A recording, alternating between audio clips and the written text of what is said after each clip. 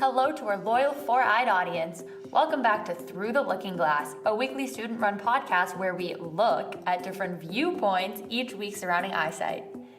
So how was everyone's weekend? Great, I saw a new movie. That's sick. Yeah, I went to the movie too, but I forgot my glasses, so it was blurry the entire time. Oh, I hate when that happens. I always forget my glasses when I need them the most. Jeez, that sucks. Why do so many people have to wear glasses nowadays? Well, I have no idea, but I can tell you that I just got diagnosed with myopia. Myopia? Sounds serious.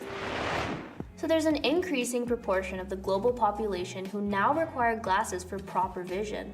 One of the main reasons for this is a common refractive vision disorder, myopia or nearsightedness. In my experience, myopia makes it very difficult or even impossible to focus on images in the distance. I mean, I wear glasses to help with it, but it's definitely a hassle in my daily life. Well, the reason why you can't focus on images in the distance is because of the abnormal elongation of the eyeball. This causes refractive images formed by the cornea and the lens to fall in front of the photoreceptors of the retina. We're all born with hyperopic eyeballs, and that means they're shorter than their final size and elongate based on visual inputs. If your eyes elongate past the normal length, you become myopic. Okay, but why did I develop it so late? I was able to see just fine as a kid.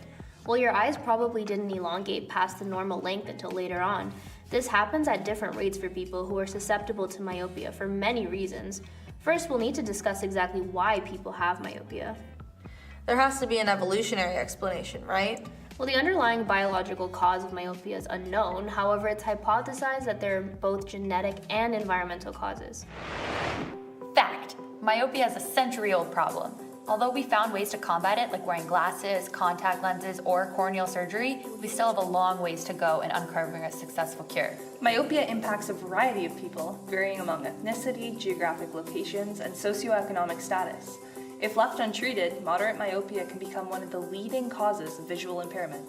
The greater degree of myopia, the greater risk of complications that may include muscular degeneration, retinal detachment, cataracts, and glaucoma. So there's varying severities of myopia? There's two clinical designations for myopia: pathological degenerative and spontaneous onset, sometimes also called school-age myopia. Yeah, pathological myopia is the more severe of the two.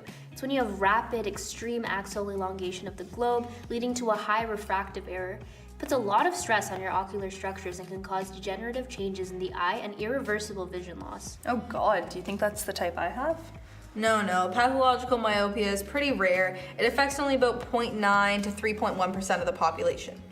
Whew, didn't see that one coming. Wow, what a comedian! The more common form of myopia is school-age myopia. It basically progresses slowly and stabilizes around 20 years old. Okay, well I guess that makes sense why I only noticed it during my teens then. But I always thought that I might need glasses because my mom's whole side wears them. Yeah, that's definitely a contributing factor. There's significant heritability for many genetic factors that influence you developing myopia.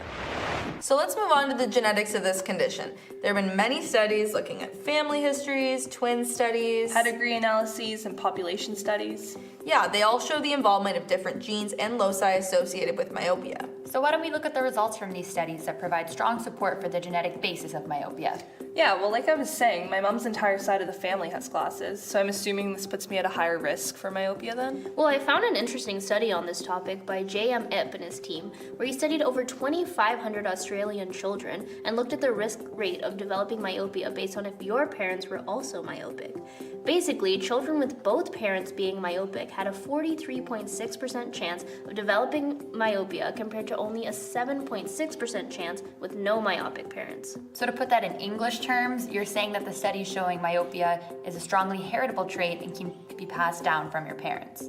Yeah, but then there's not an 100% chance that you'll develop myopia if both your parents have it. Both my parents have glasses and I don't need them yet. Knock on wood. Me too! I feel like I'm gonna end up having glasses when I'm older. Well, isn't that nice? Join the club. Sorry.